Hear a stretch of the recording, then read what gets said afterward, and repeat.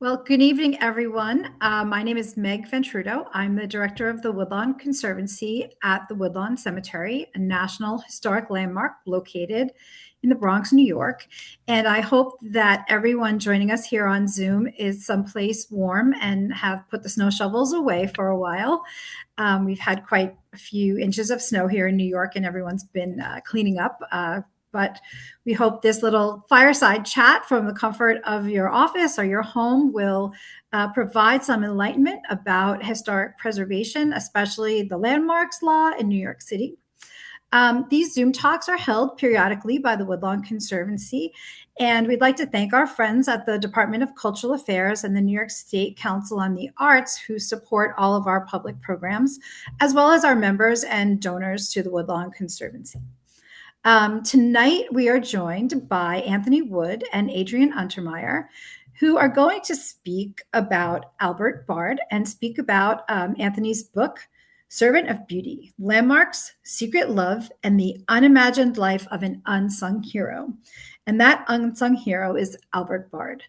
And Bard famously went up against Robert Moses, one of the notable residents at the Woodlawn Cemetery. So I'm sure that during this talk, we'll hear quite a bit about Bard and Moses and the battles that happened between these two giants of their time.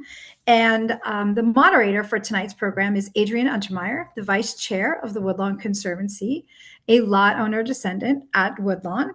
And both Adrian and Anthony, Anthony was the founding member of the New York Preservation Archives Project. Adrian is now the chair of the New York Preservation's Archive Project. And we hope that any friends from NIPAP, we'd like to welcome you to this talk as well. And so what I'm going to do is step away from the camera and turn this over to both Adrian and Tony.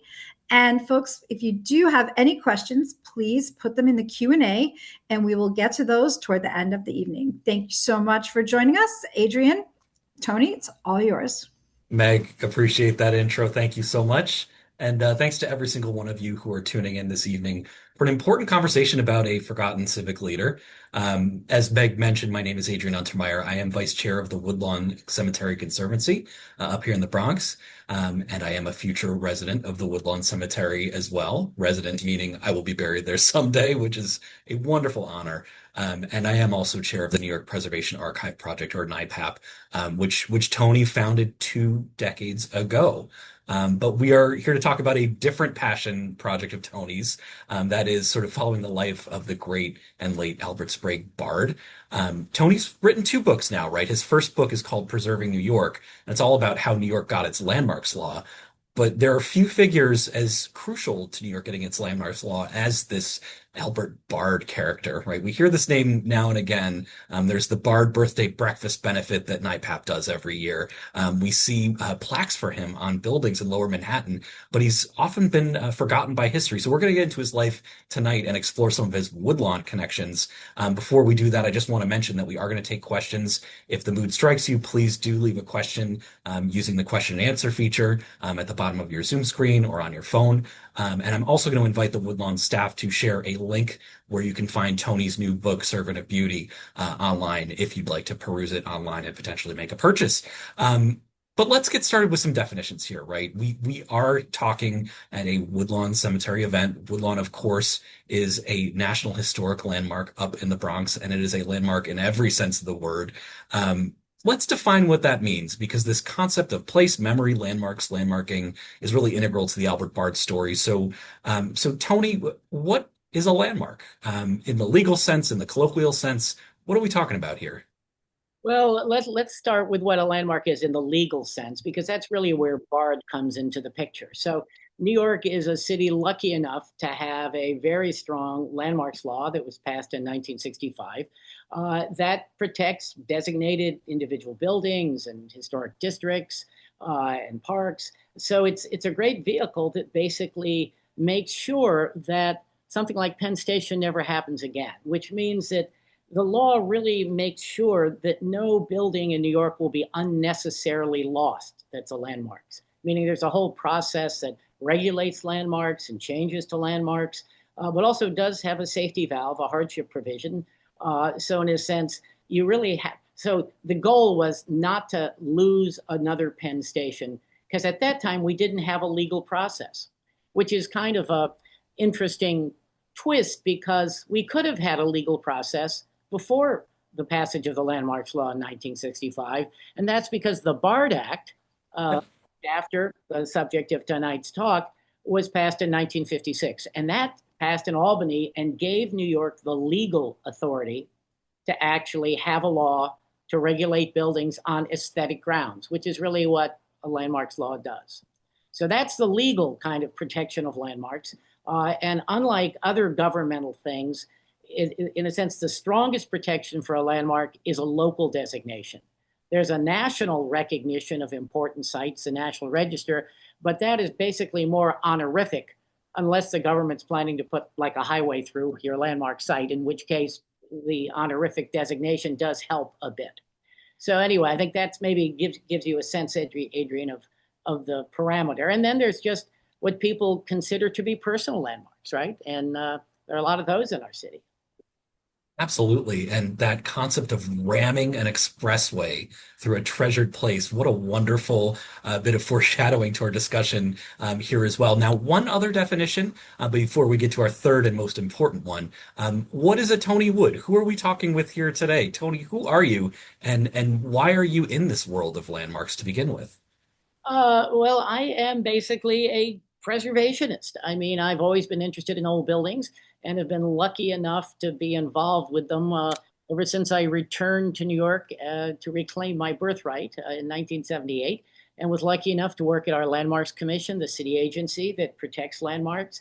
Worked at the Municipal Art Society and got to overlap a little with the wonderful Jackie Onassis, who was a truly wonderful and dedicated preservationist, really put herself out there to save our city's landmarks, not just Grand Central, but beyond. So I had those wonderful opportunities. And then, as my friends say, I died and went to nonprofit heaven. I moved to the philanthropic sector and got to work for the J.M. Kaplan Fund, which was a great funder of preservation for many years under the leadership of Joan Davidson. And so I remain happily in the philanthropic sector, which allows me also to do such wonderful things as having taught at Columbia and starting some wonderful nonprofits like the Archive Project. That's fantastic. And, you know, working with Jackie Onassis Kennedy, right? I mean, you would never say who when that name comes up, but you and I share a few things in common in addition to being preservationists and all of that. We both are obsessed with some of these historical figures that leave you asking who? You know, they are somewhat forgotten to history. So I think the last definition, as we sort of set the table here today, what does it mean to be one of New York's foremost civic leaders who happens to live in New Jersey and whose name still rings through the nation tonight? And that would be, of course, Albert Bard. Uh-huh. Bard in New Jersey for a variety of reasons. But before that, he was and really, he was a New York. I mean, actually, he became a New Yorker like so many other people, right? He started life in Norwich, Connecticut, a beautiful, beautiful town. He grew up surrounded, his walk to school every day took him through some wonderful buildings, a walk that Adrian and I have reconstructed, as we have reconstructed other Bard walks, as we go down the Bard rabbit hole. So, you know, and that's, Bard grew up surrounded by beauty, which I think is something we should kind of keep in mind. And that's why the book is titled Servant of Beauty, because he really dedicated his life to beauty. And whether it was ultimately, you know, he was a great figure battling billboards across America, whether it was that, whether it was the foundational work for the Landmarks Law. And he ultimately ended up in New Jersey for personal reasons, which we can get into later. Fantastic. Albert Sprague Bard. I mean, we had a little newsletter at NIPAP that we wrote about your book after it was released, and we shared a quote of yours where you said he was making a stink even from the wrong side of the river. So that remains one of my all-time favorite Tony Wood quotes. Well, apologies to the other side of the river, but when he moved, I will tell you, when he moved to East Orange, until almost, I would say, a month or so before he died, he was still riding your railroad, Adrian, to the river and taking a ferry across and going to 25 Broad, where he had an office for over 60 years.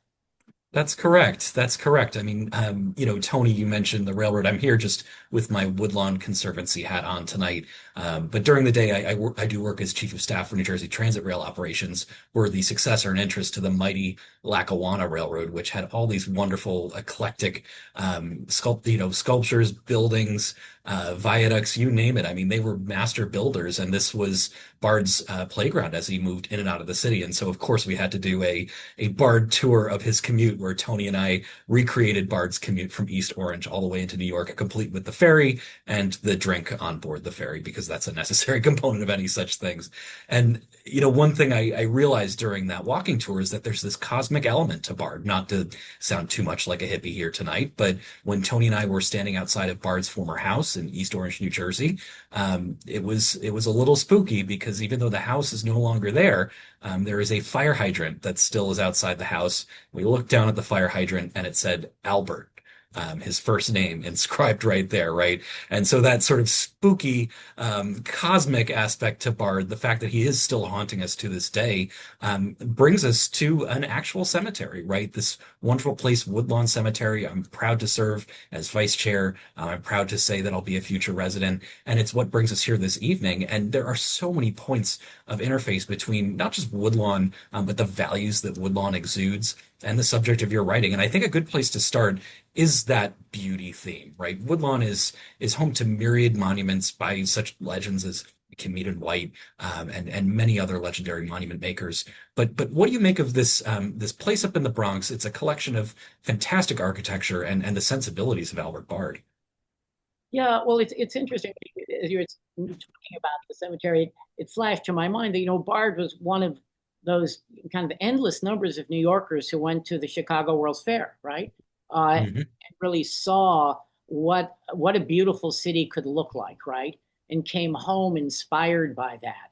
And I think that kind of also inspires the kind of aesthetics and the architecture that you've got in spades up there in the cemetery. I mean, just you walk through and you just see that, and everything from the sculptural elements to the designs of the building. And I think Bard was of that moment, as many New Yorkers were, who came back from the Chicago World's Fair, launched groups like the Municipal Art Society, and really believed that cities could be beautiful in America, which wasn't, really the case, I think, prior to that, right?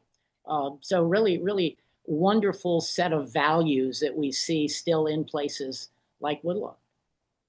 Yeah, absolutely. Absolutely. And it is that crucible that he came up in, right? I mean, for those of you who can see my backdrop here tonight, this is a portion of the Slater Memorial Museum out in Norwich. I should say Norwich. There is no way to not pronounce that R more because as Tony and I learned when we went up there, it is Norwich. Don't even attempt to throw that in. But this is where Bard came of age in this sort of a backdrop, pardon the pun, right? And he would have reveled at Woodlawn. I'm sure he was there over the years, now and again. And those were the sensibilities he was looking to bring to New York. He knew that you couldn't stop progress, right? There's no stopping progress, but there is informing and influencing progress in a way where it does not overtake our values as a society. Yeah, Bard had a wonderful quote he gave. He was a president of the Municipal Art Society for a couple of years. He usually wasn't like the number one person, but there was Mhm. left and he kind of filled in. And at a dedication, he gave this wonderful quote. We know that men must have useful things, and we know equally that their hearts desire them to be beautiful. And Wow. that's this, in a sense, yeah, things are going to keep happening. New things will be constructed. They need to serve practical purposes, but they need to also address that longing that we have as humans for beauty. And Bard's sense of beauty wasn't limited to the architectural. He was one of a cadre of early defenders battling against the billboards that were beginning to kind of desecrate in their minds the highways that were beginning to appear across America. So from 1923 until his death, he wasn't out there he wasn't out there with a saw cutting them down, but he was doing his best to prevent their construction through legislation around the country. Yeah, and that's such an important point because, we use Woodlawn to memorialize so many people, places, things. And you look at Bard, and he was almost a living memorial. I mean, he was born in 1866. He dies in 1963 at age 96. You can only imagine what he saw in terms of world wars and technological progress and all that during that era. Prolific, Tony, right? Yeah, yeah, and he, though he was devoted, actually to preservation in the past, he did not live in the past. He was very much living in the present, in terms of his own life, his activities, his level of activity. He was. This was a multifaceted guy, right? I mean, he had a legal practice.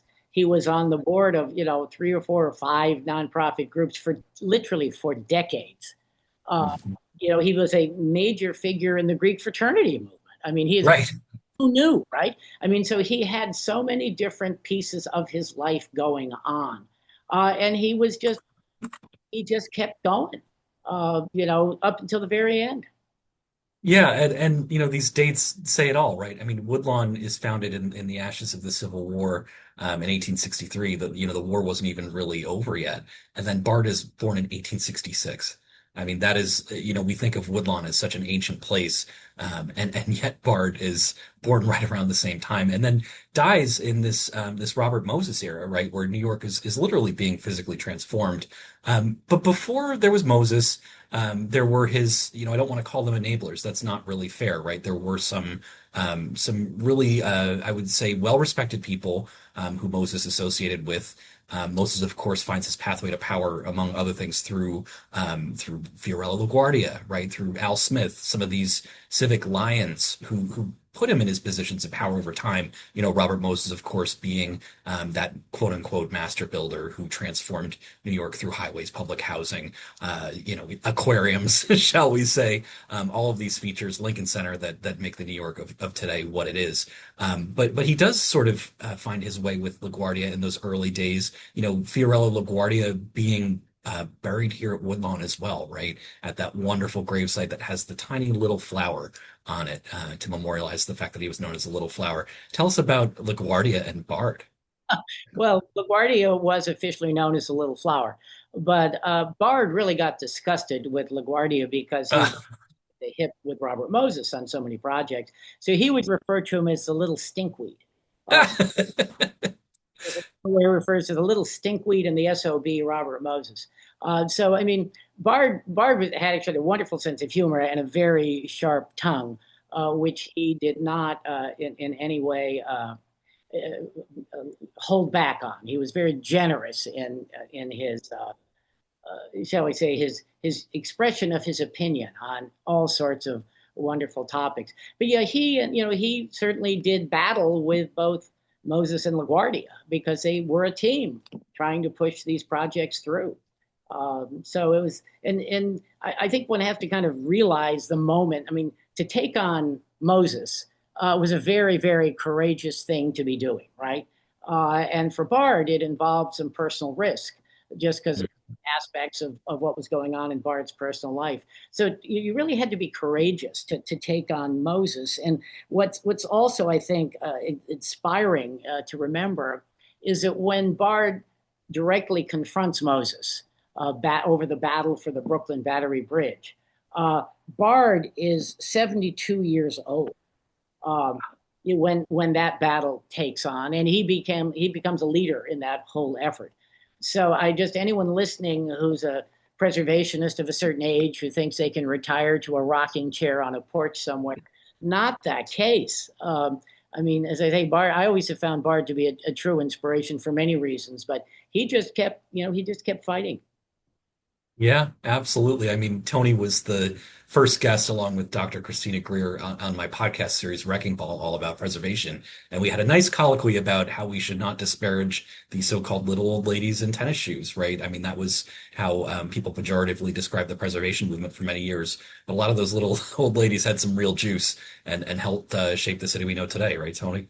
Absolutely. And Bard worked hand in hand, particularly in his battle against billboards. He worked very closely with a wonderful lady named Elizabeth Lawton, who also deserves a biography, who had started this national movement against billboards, and Bard was her legal counsel.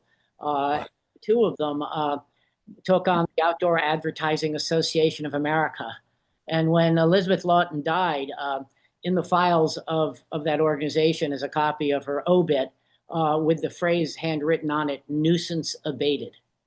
So they were not beloved by their opponents, but they fought the good fight for decades against billboards and had great success.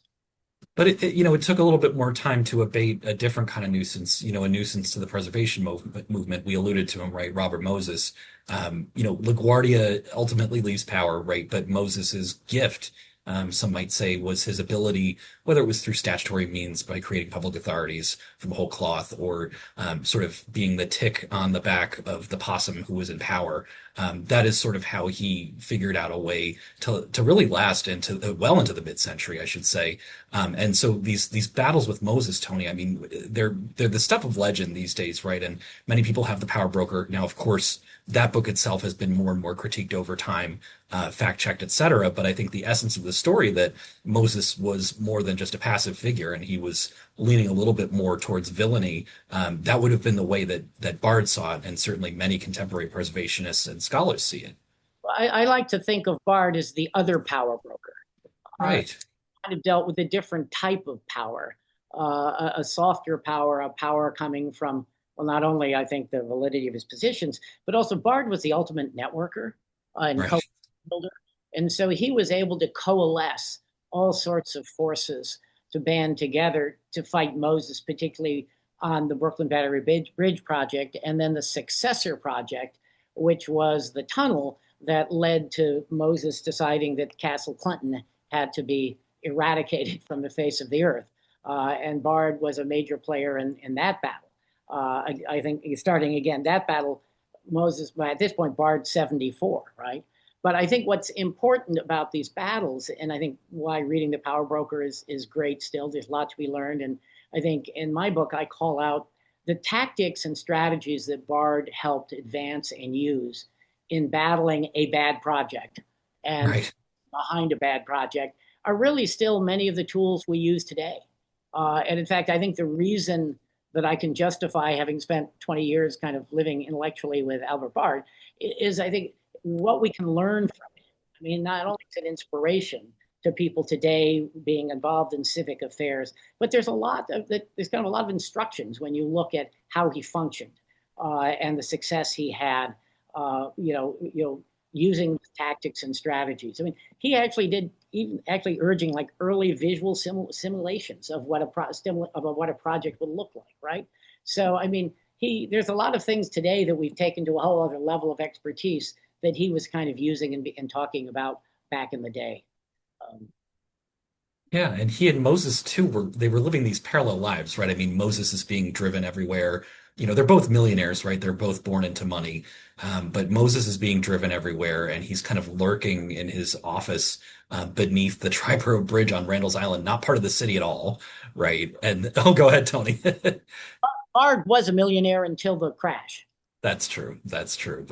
Both born millionaires, right? And then you have Bard, who's decidedly not driven, right? He's taking the Lackawanna Railroad to the Lackawanna Ferry, and then walking by foot to his office. And over time, as time progresses, one of those legs he's doing by a public service bus, right? Really the antithesis of Moses in the way he lived his life. Yeah, he lived with public transportation as opposed to the private limousine. I think, Woodlawn actually kind of creates a visual difference between the two. So if you look at Moses's, I don't know the correct term, not being in the cemetery business, but I don't know, his vault or where his remains are housed, the monument, if you will, is very plain and very simple and really close to an off-ramp to a highway, which is, of course, very appropriate. But it reflect kind of a lot of thinking or concern about design. In contrast to that, when you go to the Yantic Cemetery in Norwich and see the Bard family monument that Bard lovingly recruited an architect and directed him, lovingly wrote the architects he knew for advice on whether it should be granite or marble. So the loving attention to the aesthetics of a monument for his family just so illustrate the difference between these two men, right? And what kind of mattered to them. Absolutely. And for everybody playing along at home, right, you can actually go to Google at the intersection of 233rd Street and Jerome Avenue in the Bronx, and you can see what Google Maps labels as the Robert Moses Crypt. And there it is, at the end of an off-ramp for, I believe it's the Major Deegan Expressway, with which Moses, of course, created, right? And named it strategically to advance his political goals, honoring the memory of a quote-unquote great man. You have traffic spewing and horns beeping. You have crumpled guardrails. Every time I drive by that guardrail there, I'm thinking to myself, when will that be fixed? I want to do it myself, like Bard might. And you have Moses there of all places. Tony and I both had the pleasure recently of being on this podcast, Person, Place, Thing, hosted by Randy Cohen, and during our episode at Woodlawn, we discussed how Moses is also buried in public housing, right? His crypt is with other people. He is stacked amongst others in that burial site. I mean, what an irony, Tony. Yeah, that's particularly ironic. I mean, I would say if Moses was here, and if we don't get a lightning bolt to end this shortly, for him in his mind, I'm sure his monument is what he built, is the bridges and the tunnels and the beaches and the parks. I mean, one's got to give the devil his due, and in fact, Bard gave Moses his due. Before Moses went to the dark side of the force, he was involved in progressive stuff and worked with people like Bard and McEnany, who would later be battling him. And then he goes to the dark side of the force. But all along, there was something that Bard and Moses shared, and that was a hatred of billboards. And Moses didn't want billboards on his beloved parkways. So Bard couldn't totally write off Moses because they had a nemesis in common, which was kind of interesting. And they did some work together around that issue. Rumor has it, though, that they shared something else in common, right? I mean, you think about Albert Bard, right? And he lived life as a gay man, right? And there were always rumors about Moses, who, of course, was married twice and this and that. But that's sort of been in the wind a little bit too, Tony, right? Well, Bard lived the life of a closeted gay man. I mean, I met very few people in his time frame who were gay didn't live a closeted life. Right. All sorts of reasons, legal, professional, and otherwise. And yeah, I have no knowledge of Moses and what he was up to. I mean, there is one question that is in my book, which is that Moses, as we know, when he was in a battle with someone, there was no blow too low to land on your opponent. He attacked, I think it was Stanley Isaacs, because one of his staff members was a communist. He attacked somebody else because they were a conscientious objector, right? So anything was fair game. And at that time, Moses would have known that Bard's name had been linked to an international spy scandal, not because Bard was in any way involved with that scandal, but the young man who was the emotional focus of Bard's life, who Bard considered to be his adopted son, actually was arrested in Paris in 1933 as a Soviet spy, along with his wife. And indeed they were. And Bard's name was linked to them in front page stories in the New York Times because the adopted son had given Bard's legal address as his address in New York. So it didn't take long for people to then reach out to Bard. And nobody knew what to make of Bard. The MI5, the French intelligence, the FBI, none of them really could figure out who this Bard character was.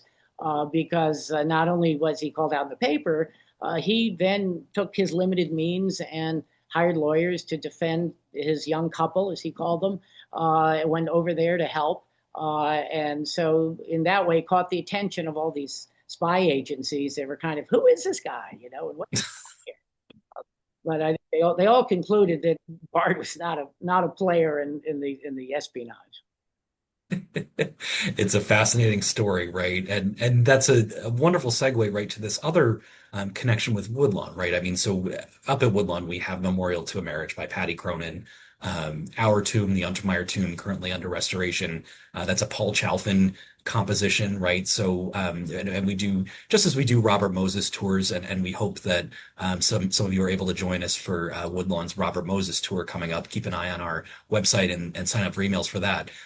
We also do tours about gay life in New York and the connections with Woodlawn Cemetery as well. So whether it's Memorial to a Marriage or that Chalfin composition, a lot of gay culture alive at Woodlawn as well. Tell us more about Gordon and that aspect of Bard's life. So, there's I'm trying to figure out how to do this without keeping everyone here till 11 tonight. Doing. So Bard, Bard, as I said, was a big figure in the Greek fraternity movement and became the president of Chi Psi fraternity and a major figure nationally. And through those connections, ended up meeting a young man who was at Lehigh, a Chi Psi. And through that man, he got to know he was introduced to the Switz family, which consisted of a widow and her three sons. And the middle son was the young man that Bard, basically fell in love with. And I think Bard had a very romanticized image in his mind of the relationship. But he became the center of Bard's life. The young man went on to marry a young lady that Bard had known since she was 5, because her mother ran a house in Murray Hill where Bard had a suite of rooms. And so Bard knew her since she was 5. She grew up to be an attractive co-ed, went up the river to having one of those senior moments, but was a co-ed up there, was brilliant Vassar, and then came back. And when she came back, she was reintroduced to Gordon Switz, who was staying with Bard after having to come back from Europe because Bard's money had run out with the Depression. And they became a couple, and Bard blessed their marriage. And many of us think that was his way of kind of continuing to have a role in their lives, which indeed he did. And I was lucky enough to be able to interview Marjorie, the aforementioned 5-year-old and Vassar co-ed, when she was in her 90s. And it's really because of talking to her and a suitcase full of letters that she gave the Archive Project that I was able to fully understand kind of the relationship and Bard's total, well, I can't say total because he had so many other things go on in his life, but complete dedication to Gordon and Marjorie. And their first child was named Albert Bard in his honor. Wow. Unbelievable. Unbelievable. What a connection. And yet you have Bard, in New York all that time in the same office in the same building, the Broad Exchange. It's still there with a Bard plaque at the foot of it. He's living this suburban life with the family. He's racing off to Europe to save Gordon, the love of his life, the apple of his eye. Always, it seemed somewhat unrequited, especially in later years. What a complicated life to be leading while you're sword fighting with the likes of Robert Moses. Well, Bard, I don't know if he compartmentalized or he just had lots of capacity to juggle, because at the same time, all of this is going on. So actually, I start the book in when the young couple is being arrested in Paris, and talking about what Bard is trying to do at that moment. At the same time, this is going on. So he's like juggling family crises. At the same time, he's advancing his civic agenda. At the same time, he's traveling around the country to fraternity events. At the same time, he's giving advice nationally on how to stop billboards from proliferating. And at the same time, he's on multiple committees for the City Club. He's very involved with the Fine Arts Federation, the Citizens Union. I mean, you name it. All of this stuff is going on. And when I interviewed Marjorie, she was telling, it was through this interview that I also learned about the spy episode. And she said, well, when Bard wasn't involved with the civic stuff in the 30s because of our problem being the spy thing. But from all my research, Bard was still active with all this civic stuff in the 30s. He just kept going. But, there's an interesting moment in 1938 when he's up trying to get the Bard Act passed. Yet another failed effort to get that passed. At the same time, he's trying to get the young family, Gordon and Marjorie and baby Bertie, as he was called, was Bard's nickname as a kid, to come back from Europe, because they're in Europe after the spy trial, they wandered around Europe. They finally settle in Austria as the Nazis come. So Bard is worried about getting the family home before Europe explodes in a war. At the same time, he's going up to Albany to try and get this thing passed. They finally come back at the end of 1938, and you'd think, okay, Bard, you can now take a breath. No, 1939, he starts battling Robert Moses because Moses announces the Brooklyn Battery Bridge. And the guy just is, so he managed, there's a resilience to him that is just inspiring. And he had, great, he had failures in life, he had successes in life, but he just managed to kind of weather it all and kind of had a solid faith. He's a very interesting, complicated, and in my mind, compelling figure. Yeah, and the book again, the link to which is in the chat, right? Gets into the quotidian Bard, right? You talk about him shoveling snow and petting the family cat Spiffy and eating walnut pie and orange drink at chock full of nuts for lunch every day. Which is fascinating is that the people who Bard through his civic work in New York, as he would sit at these board meetings and committee meetings and testify in big hearings, I don't think could ever imagine Bard at home in East Orange, lifting up a glass of orange juice to toast his pseudo grandchildren. He became the de facto grandfather for Gordon and Marjorie's kids, or imagining him shoveling snow or helping in the garden and back. That was probably the most domesticated piece of his life. And he was there, I think, for over 20 years.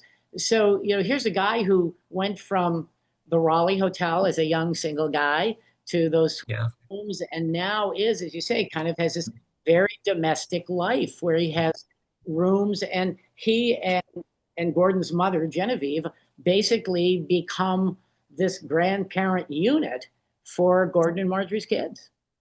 Absolutely, absolutely. So, listen, please make sure that you keep putting your questions in the chat. We've got a good sample of them so far. Questions about Bard, questions about Tony, Woodlawn, preservation, anything else. We want this to be an interesting conversation, and interesting conversations are only that way because you're part of them. So make sure you put the question in the chat. If it's burning, there's no such thing as a silly question. And we will turn now to some other connections with Woodlawn, right? Because, we talked a little bit about how Bard was this defender of historic cemeteries. We talked a little bit about his family monument, contrasted that to Moses. But he was also a big scenic landmarks guy, right? And, Woodlawn, of course, is a National Historic Landmark, a little different from a New York City designated landmark like we were describing earlier. But what was Bard's take on the sweep of scenery and why that was worthy of protection? And tell us about how his Bard Act guaranteed that landscapes would also be protected. Yeah, the Bard Act is very broadly written. And in fact, when it was first introduced and passed in Albany, it was vetoed because the governor, Lehman, complained that the language was too vague. Bard's response was, well, of course it's supposed to be vague, because he didn't want to narrow he didn't want to define what important architecture or scenic views might be. It was all about empowering a city to have that authority to then create its own law. And so one of the strengths and maybe arguably weaknesses of New York's landmarks law is that the definition of a landmark, besides, a number of years, is basically what that sitting landmarks commission feels meets the criteria of the law. And it's not just about architecture, it's about history, it's about culture. So it's a broad sweep. I actually think the full impact of the Bard Act has never kind of really been realized. Some of us have always lamented the inability in New York to protect scenic views. Those great corridors that are so important, many of whom have kind of disappeared as buildings have popped up in the way. But things are like protecting the skyline. I think a broader reading of the Bard Act would have empowered us to do that. That horse has left the barn. But as you pointed out, Bard had a very broad appreciation for what could be regarded as important. And I think that's that's why I keep going back to his battles and billboards, because that was all about scenic values, the beauty of places that had nothing looked nothing like New York, right? And at that point, just as highways were being, the highway systems were beginning to be built, they were going through beautiful territory, and then all of a sudden they'd end up in a place just littered with billboards. And Bard and Elizabeth Lawton, some of the wonderful cartoons they came up with, and ads and campaigns, showing the negative impact of billboards on kind of America's built heritage, built beauty, the beauty of America. And a kind of America the Beautiful kind of ultimately that kind of grew out of that activism of that period. Right. We're used to thinking about America in darker terms lately. But as we are at this 250th anniversary year of the country, it's worth remembering that so many civic leaders, many powerful women, right? Like I think they were called the Scenic Sisters, right, Tony? And the garden clubs, they were fighting for a lot of this stuff before it was popular. Absolutely. I mean, the still a fully unwritten story. There's beginnings in some books on it, but I mean, the role. I mean, today people might say garden clubs and just kind of roll their eyes, but clubs across America were an incredible force for civic goodness. And I mean, look, let's frame the moment. America was full of really smart, brilliant women who were basically, told you're going to stay home and be domesticated, right? And so they couldn't be CEOs, but where they could excel, where they could show leadership, where they could really make a difference in their communities was actually through groups like the garden clubs, and then these roadside councils that were created by Elizabeth Lawton's group. So the garden club movement, very, very important.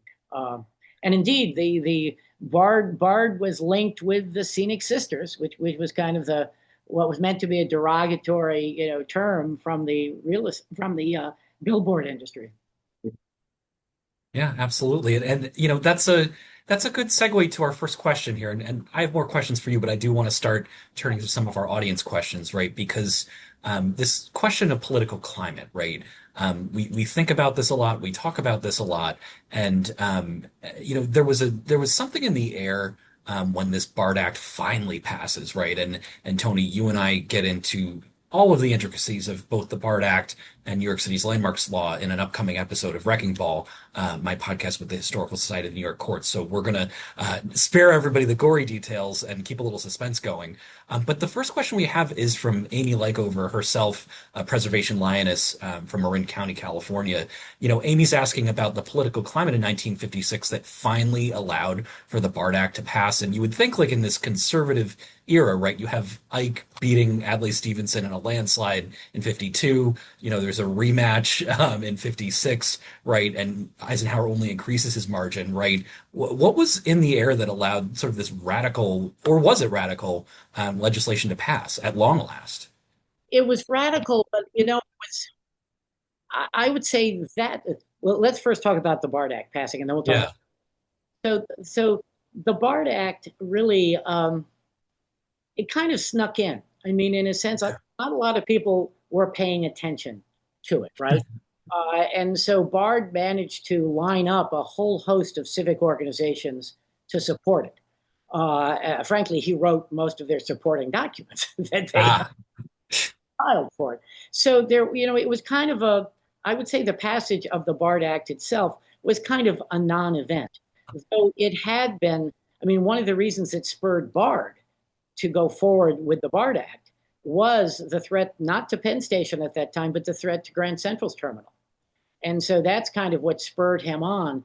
And it happened to coincide with the Berman v. Parker decision of the Supreme Court. I mean, BARD had drafted the law before that came down. But that decision, which basically said cities have the ability to be beautiful and regulate and control beauty, Berman v. Parker didn't have landmarks in mind, I don't think, but the principle was established. And so that happened at that moment in time, right? But I wouldn't say, so in a sense, the BARD Act didn't, in my mind, have that much of a political thing going on that impacted it. Though clearly America and New York was beginning that whole gestalt of the 50s, right? And that's what began to lay the groundwork more for the landmarks law, right? And the BARD Act actually solved one of the problems the advocates had for landmarks law in New York. So New Yorkers have been pushing for a landmarks law in an organized way since the early 50s, even though BARD had been doing the BARD Act since 1913. And so there was a growing drumbeat after the war, right? And so there was a constituency that was being built, that there was an inventory that was put together of what needed to be protected. But what was missing was the legal basis to actually protect buildings, right? And that's what the BARD Act solved. And so when the BARD Act got passed, finally, cities in New York had the legal basis to have a landmarks law if they wanted it. So there's the question. New York had the legal authority in 1956, no New York landmarks law till 1965, right? And so it's actually kind of what my book, Preserving New York, kind of dove into, is like, why that delay? And I think back to the political climate, I think it was the building up of politics, of a political constituency, and the fact that the city looked like it was out of control, its politicians were out of control, that ultimately created the climate for the landmarks law itself. So there was a huge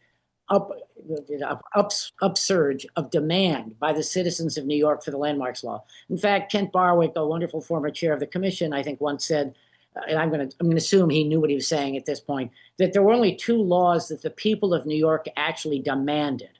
One was the landmarks law, which is, I know to be a fact to be true. The other is the pooper scooper, which is not his expertise.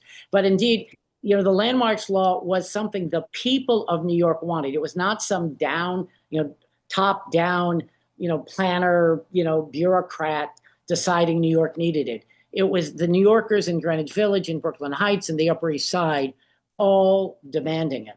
But I will say that even though there was that push for the landmarks law, when it was signed by Wagner, he also said, by the way, if this causes any problem for the real estate industry, we'll amend it right away.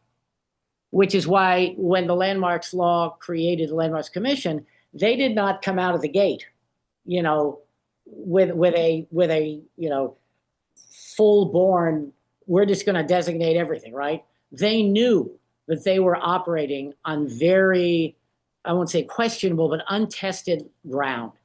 So even though there was this pent-up demand for landmark protection, they went about things very methodically, very conservatively, because they knew that they were on thin ice at that time politically.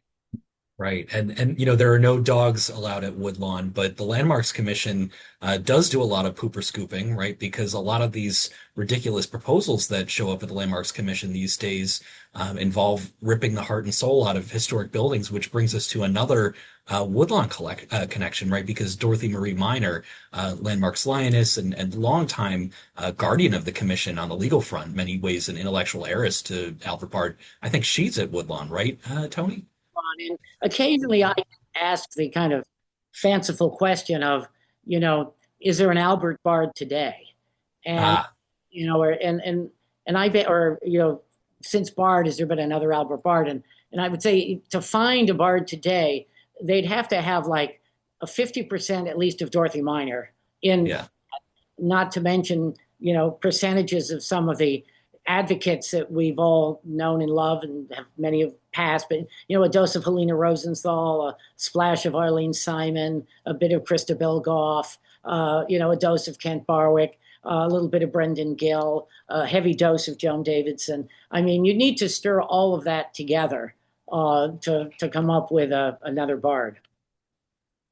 Absolutely, and a little dash of Tony Wood, I might add. But but who was Dorothy Minor, Tony?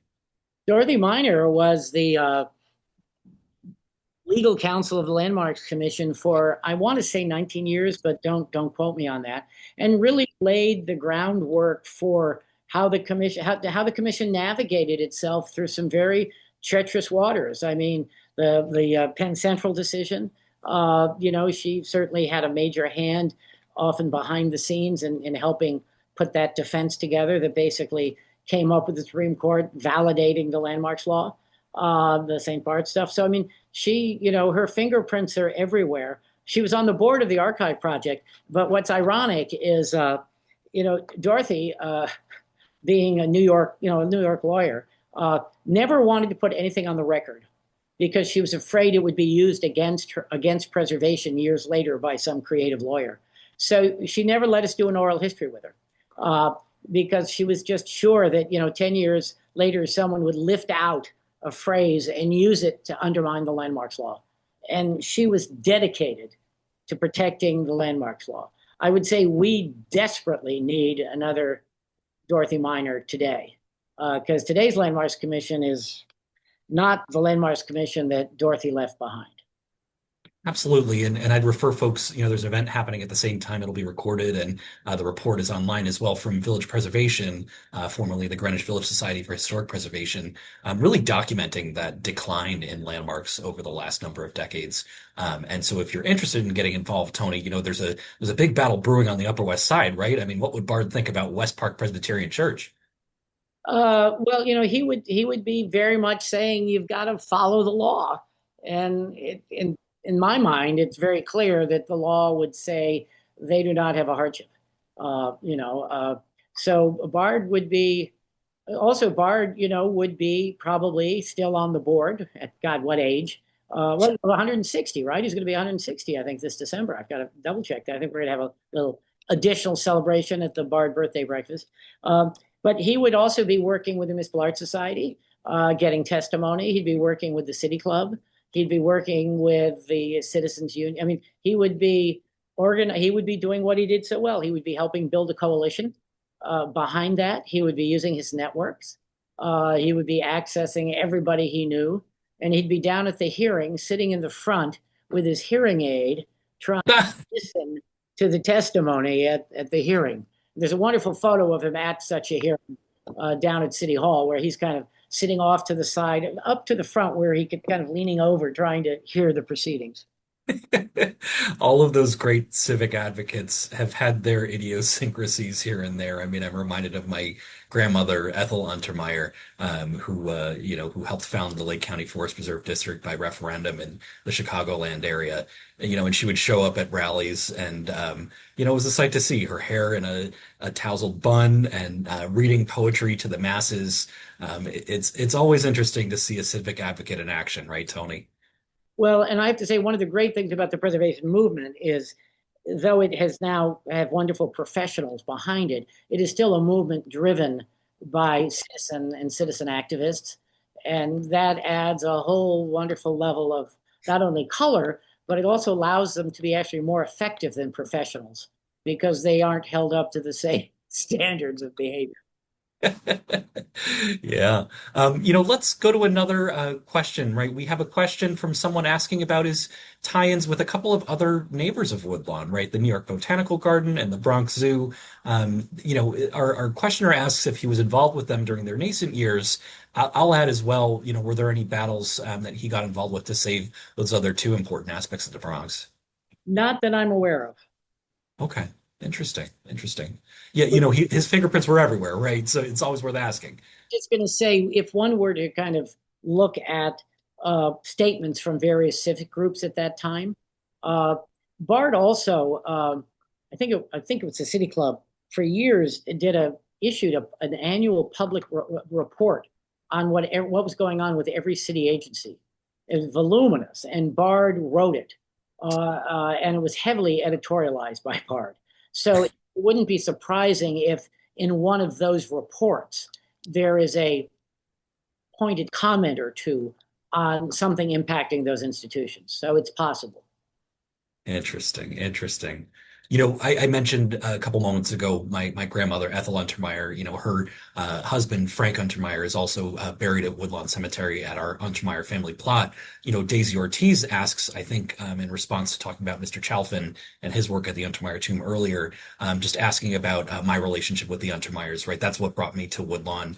So I'm the great great grandson of Samuel Untermyer, who's buried at Woodlawn. A very proud legacy. We created America's greatest forgotten garden up in Yonkers, and we're collaborating with that garden to restore the family plot, hopefully cutting the ribbon on that this spring. If you go there right now, it looks like a big construction site, but I will assure you that it is about to be reborn in a magnificent way this spring.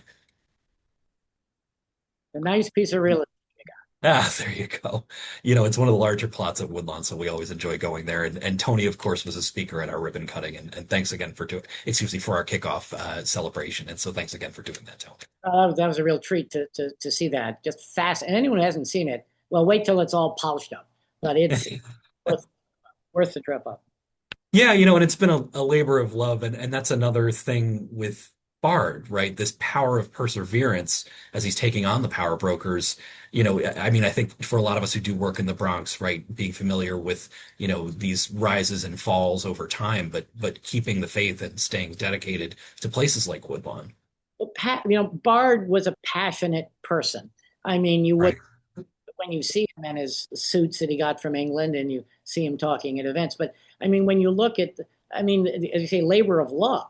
I mean, all those civic work, all that civic work, his dedication to the Switz family, his passion and dedication to the Greek fraternity movement.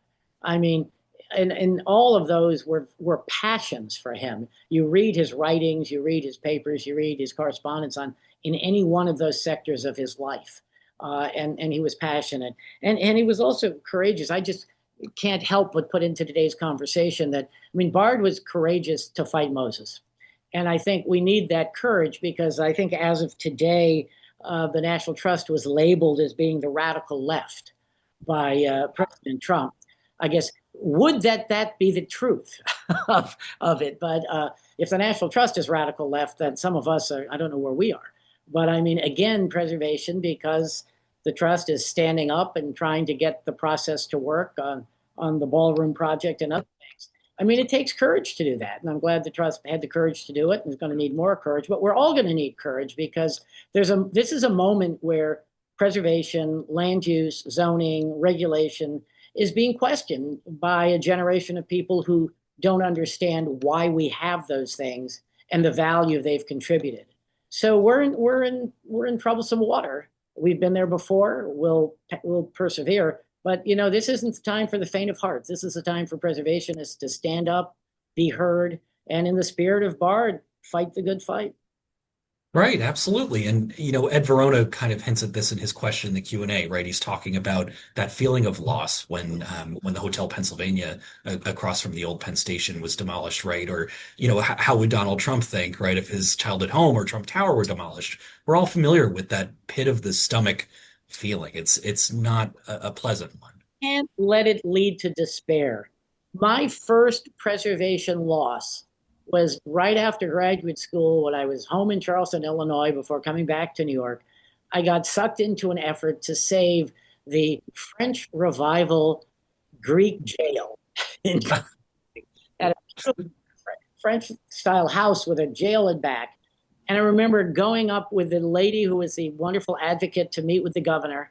And I said, "Do we have an appointment?" She said, "No, we're just going to meet with him." Well, she talked her way into an assistant. He said he'd make a phone call. By the time we got home, the wrecking ball had gone through Oh, out of that building. So that loss still fires my passion today. But we can't let the losses lead to despair. We have to channel that into civic activism. right, absolutely. And, speaking of wrecking balls, right, as our conversation draws a little bit to a close, I mentioned earlier, if you're interested more in this Albert Bard story and particularly his legal aspect, keep an eye on that Wrecking Ball podcast series from the Historical Society of the New York Courts. My episode with Tony is going to be posted shortly. We're going to get into all those details. I'm also going to ask that the Woodlawn staff share a link to donate to Woodlawn, our host here tonight, right? If you enjoyed tonight's conversation, I would really encourage you to support Woodlawn financially, along with supporting Tony financially and purchasing his book. But I'd like to come. I'd like to combine. Go ahead, Tony. Sorry. Labors of love. I mean, that's what this is about. But the reason to buy the book is not to ease my retirement because it won't do it. Really, I think that it will inspire people to really follow in Bard's footsteps. Not maybe all of his footsteps, but certainly in his civic activist footsteps. Yeah, absolutely. And I think that brings us to our final question from the audience here. We heard from Ed and from Amy, from others, and I kind of want to turn now to Andrew. Andrew Cronson is asking us an interesting and poignant question, right? And it kind of dovetails with a Susan Smith question asking about legacy, whether there are bard laws in other states. But Andrew asks us, like many of these historical figures we talk about today with their complex stories and private lives, how should we view Bard in 2026? Particularly Tony, that you've learned about his life with your own 2 feet, whether you've, traveling up to Norwich or upstate New York, walking through places like Woodlawn and reflecting. How do you conceptualize that, Tony? Well, first of all, I would say one of the hopes for the future of preservation is activists like Andrew Cronson. So thank you for being in. I've been involved with some wonderful preservation activism and has a lot more that he will be doing, I know. So that's terrific. No, I mean, I look, Bard is like our forefather, right? I mean, he's like our ancestor as preservationists today. And so ancestor worship, okay, maybe I'm a little guilty of that. But there's more than that. I mean, in a sense, I see him as an exemplar of the type of civic advocate we need today. He had, he didn't succeed in a lot of things. His tongue was a little sharper at times than it needed to be. There's one piece of correspondence from a parks commissioner that says, I won't deal with you again until you have a civil tongue in your head, or some version of that. So maybe we could curb a few of those instances. But as he wrote to Elizabeth Lawton, the Christians weren't invited to a tea party at the Coliseum in response to her desire for Bard to ease up on his fervent advocacy. But no, I see Bard as in the pantheon of the gods of preservation, someone to inspire us, inform us, learn from. He was a human. He had foibles. Actually, his personal life, actually, the book on Bard would not have been published if he didn't have this interesting personal life that was going on. Because otherwise, the market for just a book about a wonderful old civic New York leader, not so much. But spies always help. So in any case, but Andrew, look at Bard as shoulders on which to stand and take us to the next level. Absolutely. What a wonderful way in closing. Robert in the chat playfully asks if Tony is suffering from some sort of derangement syndrome. I assure you, Tony is deranged. He is deranged about Bard. He will come to any street corner, any soapbox to sing Bard's virtues. So please reach out to Tony via the NIPAP website, nipap.org. If you have any further questions about Bard, please do make sure to sign up for some of those Woodlawn tours we mentioned, especially the Robert Moses tour and some of the Gay Legacy tours.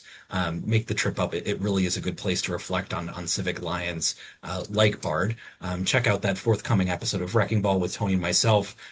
Pick up a copy of Tony's book, not just Servant of Beauty, the new one, but Preserving New York, the old one. Buy them both at the same time for Tony's retirement account, but read Preserving New York first, and then think of Servant of Beauty as the bookend. We're so appreciative of all of you for joining us tonight. I know we went a couple minutes over, but I think you'll agree that it was worth it. So please join me in thanking Tony Wood, and Meg, back to you for some closing remarks. Well, I would just like to thank Adrian and Tony for a wonderful presentation tonight. It was a lesson in the history of historic preservation in New York, and just great to have all of the Woodlawn tie-ins that came through the conversation. To everyone at home who joined us, thank you so much for being with us. We look forward to either seeing you at Woodlawn or seeing you on a future Zoom. So please check back to our website, which is just woodlawn.org, for a list of upcoming events. And once again, Adrian, Tony, thank you so much for just a wonderful, wonderful presentation. And thanks to all who asked questions and have joined us. And we look forward to seeing you very, very soon at another program. Thanks, everyone. Good night. Good night, everybody. Good night, everyone.